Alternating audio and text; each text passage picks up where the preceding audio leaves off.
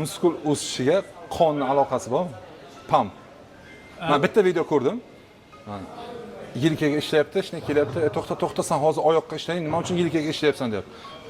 Qon pastga tushdi, endi qon tepaga ko'tarilmaydi dedi. Kulgilikda endi bu tushuntirib bersangiz. Shunga ishonadiganlar bor-da. Endi qon bizga qonni aloqasi endi qayta tiklanishda, lekin mashqni bajarayotgan vaqtda unchalik emas muhimligi. Nimaga? Chunki mana bizga aytdik, glikogen kerak deyapmiz, uglevod kerak deyapmiz. Birinchi uglevodda o'zining zaxiralari bor-da. Birinchi asosiy zaxira mushakning o'zi. Ya'ni mushakning o'zida glikogen bor, anchagina. Undan keyin jigarda. Undan oldin qonning o'zida ozgina bo'ladi.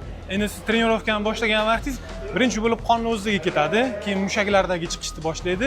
Ular kamaygandan keyin jigardan ozgina chiqishni boshlaydi.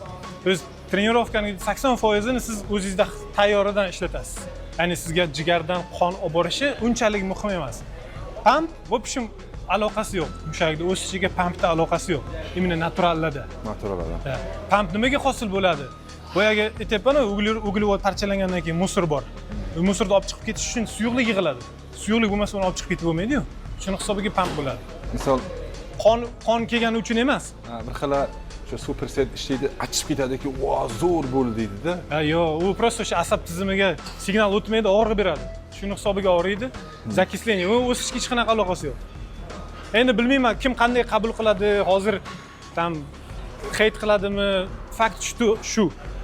So'ch kirib любой joydan bu narsani tekshirib ko'rish mumkin. Bu ma'lumotlar ochiq emas.